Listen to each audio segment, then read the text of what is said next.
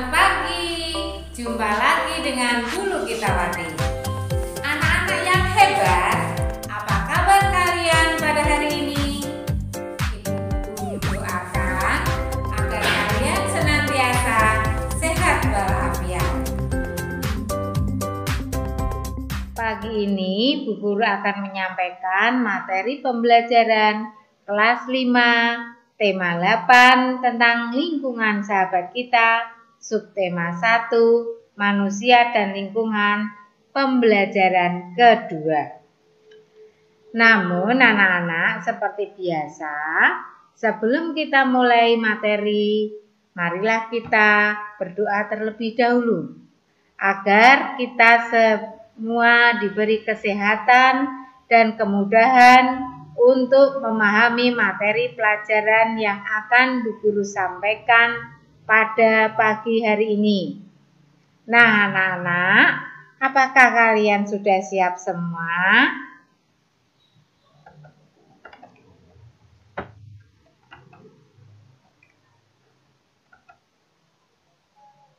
Tujuan pembelajaran pada pagi hari ini adalah 1.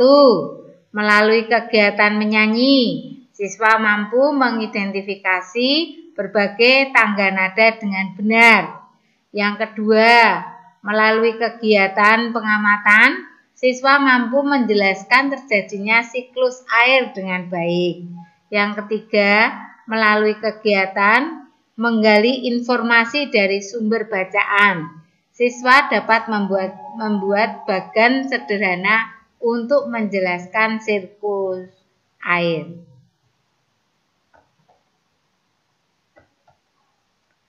Air terjun.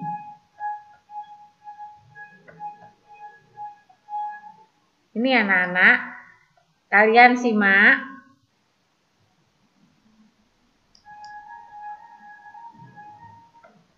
Kalian simak ya.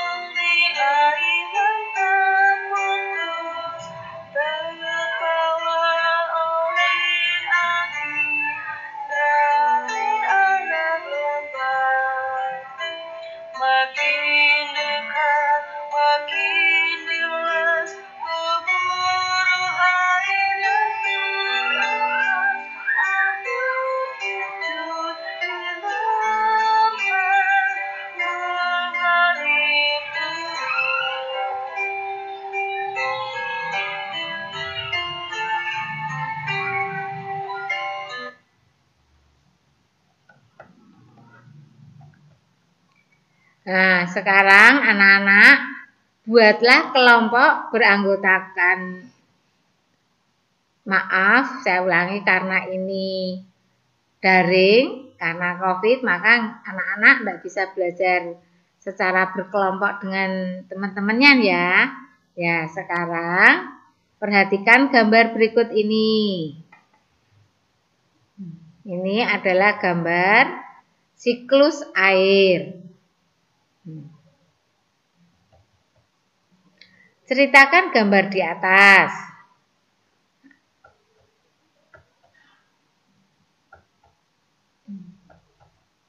Ya, tentang siklus air. Siklus air merupakan sirkulasi atau perputaran air secara terus-menerus dari bumi ke atmosfer, lalu kembali ke bumi. 2. Proses apa sajakah yang terjadi pada gambar tersebut? Coba jelaskan. Yaitu proses penguapan, pengendapan, dan pengembunan. Air dari laut, sungai, dan danau menguap akibat panas dari sinar matahari. Penguapan ini disebut evaporasi. Lama-kelamaan, udara tidak dapat menampung air atau jenuh. Proses ini disebut persipitasi atau pengendapan. Ketika suhu udara turun, uap air akan berubah menjadi titik-titik air. Titik-titik air ini membentuk awan. Proses tersebut namanya kondensasi atau pengembunan. Selanjutnya akan turun menjadi hujan. Air hujan selanjutnya tertampung di sungai, danau, dan laut. Air kembali menguap, sehingga proses tersebut kembali terulang. Jumlah air di bumi secara keseluruhan cenderung tetap, hanya wujud dan tempatnya berubah. Siklus air. Manusia selalu membutuhkan air dalam kehidupan sehari-hari. Kegunaan air antara lain untuk keperluan rumah tangga, pertanian, industri, dan untuk pembangkit listrik. Begitu besarnya kebutuhan manusia akan air. Kita bersyukur air senantiasa tersedia di bumi. Oleh karena itu, manusia seharusnya senantiasa bersyukur kepada Tuhan Pencipta alam. Mengapa air selalu tersedia di bumi? Air selalu tersedia di bumi karena air mengalami siklus. Siklus air merupakan sirkulasi atau perputaran air secara terus-menerus dari bumi ke atmosfer, lalu kembali ke bumi. Siklus air ini terjadi melalui proses penguapan, pengendapan, dan pengembunan. Perhatikan skema proses siklus air berikut ini.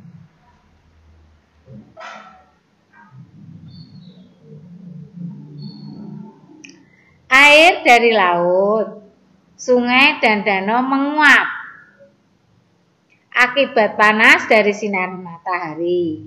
Ini disebut evaporasi.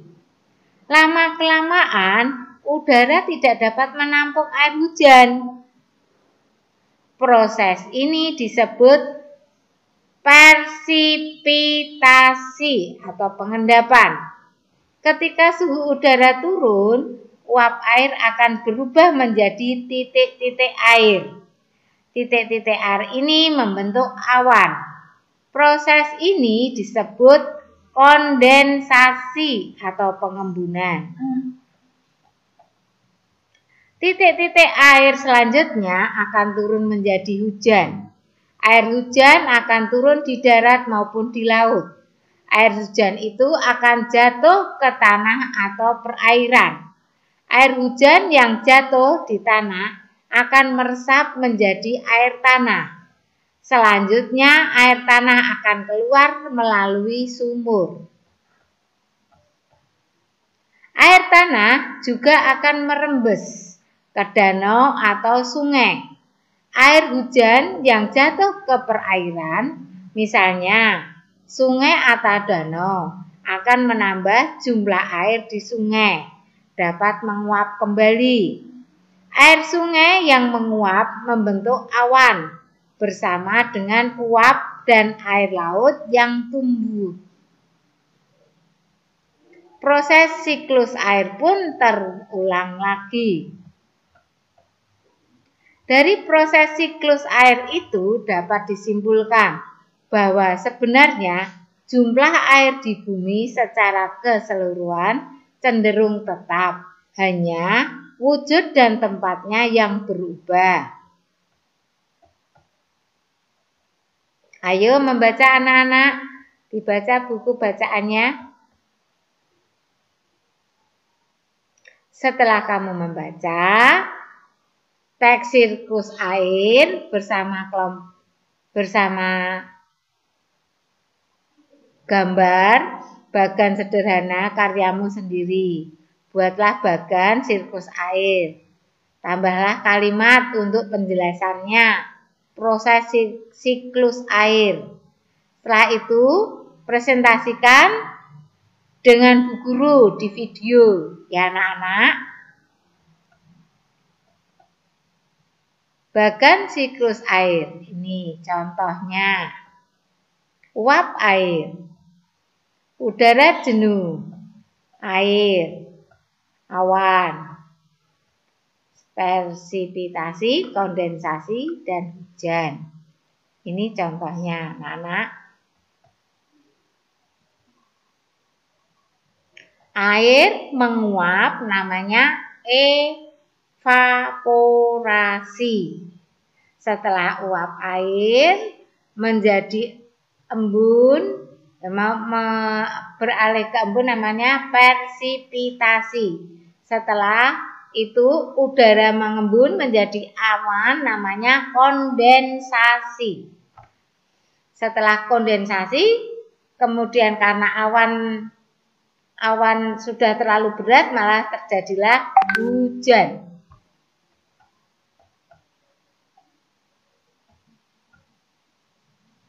Sekarang kita beralih ke semut dan beruang. Pada suatu hari, Beri si beruang melihat ke dalam mata air. Beri mengeluh, sepertinya air di mata air ini semakin sedikit saja. Pasti bangsa semut terlalu banyak mengambil air. Beri lalu menundukkan kepala, melihat ke tanah dengan teliti. Ia melihat seekor semut hitam berjalan membawa guci mungil di pundak. "Berhenti, semut!" teriaknya. "Aku akan membiarkanmu mengambil air di sumber airku lagi. Kamu sudah terlalu banyak mengambil air. Berhenti atau kucakar kau," ancam Beri beruang. Semut hitam kecil itu tidak memperhatikan teriakan Beri. Ia merangkak ke bawah beberapa helai daun kering. Ia terus berjalan menuju sumber mata air. Beri mencakar dan mengendus ke daun-daun sambil berteriak, "Tak ada gunanya sembunyi, aku bisa menemukanmu." Semut hitam berteriak dari arah belakang Beri, "Kenapa kamu pelit sekali?" Bayi-bayi semut di lembah semut sangat kehausan. Air di mata air ini kan masih banyak air. Bahkan masih cukup untuk 1000 rusa. "Dengar kataku," geram Beri sambil membalik tubuhnya. "Aku tak akan memberikanmu air lagi. Semua semut dilarang mengambil air di sini lagi." Semua semut terdiam sebentar. Lalu katanya, "Apa boleh buat kalau kau sudah memutuskan begitu? Tapi aku tetap akan mengambil air untuk bayi-bayi semut di lembah." Beri beruang sangat marah. Namun semut hitam sudah menghilang lagi ke bawah daun-daun kering.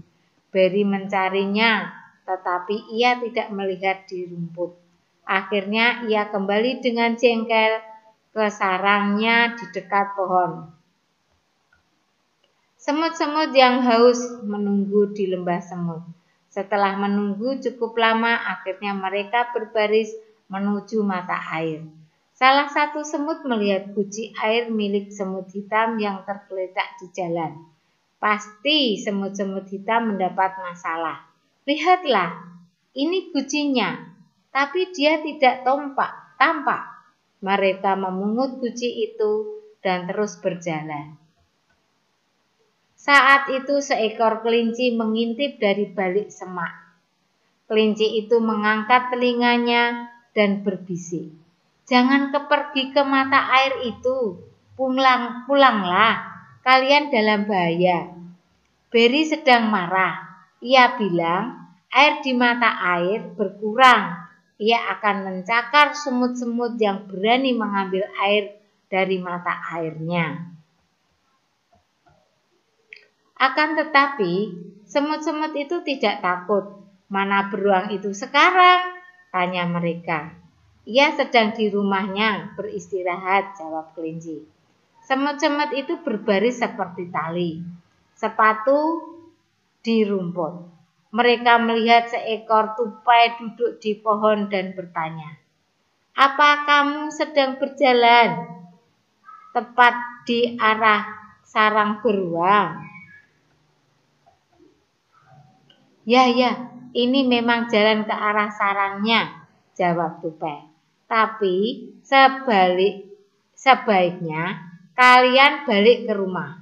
Beri beruang dari tadi berteriak terus. Katanya kalau kalian mengambil air dari mata airnya, ia akan mencakar kalian. Akan tetapi semut-semut itu tak mau kembali. Mereka terus berbaris seperti tali sepatu di tanah. Hari hampir malam ketika mereka tiba di depan pohon oak tua. Mereka melihat sekeliling dan menemukan sebuah retakan di tanah. Mereka masuk ke dalamnya dan mulai menggali sebuah lubang. "Apa yang kalian lakukan? Kenapa kalian menggali?" tanya tikus tanah yang merasa terganggu dari tidurnya. "Kami ingin menangkap beri beruang. Kami sedang membuat jebakan untuknya," kata para semut. "Bahaya sekali," seru tikus tanah. "Dia pasti sudah menangkap semut hitam, saudara kami.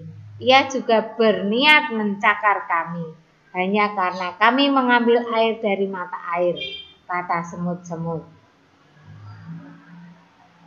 "Aku akan menolong kalian menggali di bawah sarangnya.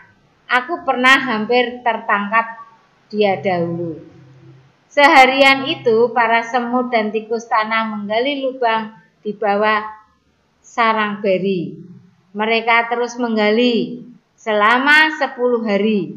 Beri beruang sama sekali tidak curiga. Suatu malam di hari ke-10, beri beruang kembali ke sarangnya dengan hati gembira. Ia berhenti di depan rumahnya di pohon oak dan berkata pada dirinya, "Aku sudah makan dan minum sampai kenyang. Satu-satunya yang bikin aku jengkel adalah semut-semut itu. Mereka masih berani mengambil air dari mata airku. Besok akan aku hancurkan lembah semut itu. Akan kucakar mereka dengan cakarku seperti ini." Beri beruang mulai mencakar ke segala arah. Ia hentakkan kakinya ke lantai sarang dan bruk! Lantai sarangnya jebol. Beri beruang jatuh ke lubang di bawah sarangnya. Lubang itulah yang telah digali para semut dan tikus tanah. Beri beruang harus terus tinggal di lubang itu, kecuali ada penjaga hutan yang menemukannya. Semut-semut itu akhirnya hidup damai di lembah semut. Saat itu semut hitam saudara mereka juga sudah kembali ke rumah. Ternyata ia hanya terpeleset di jalan, jadi tidak ada yang merusak kebahagiaan mereka sekarang. Para semut dengan bebas pergi mencari makan dan minum di hutan. Sekarang tulislah cerita semut dan beruang menggunakan bahasamu sendiri. Tulislah dalam kotak berikut lalu baca di depan orang tuamu. Atau di video disampaikan kepada Bu Guru.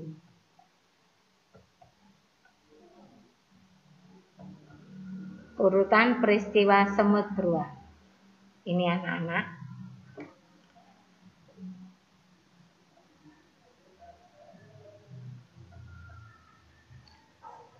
Sampai di sini. Terima kasih. Nah, anak-anak, demikian materi pada pagi hari ini. Saya doakan anak-anak bisa memahami dan mengerti. Semoga bermanfaat bagi kalian semua. Jangan lupa pesan ibu.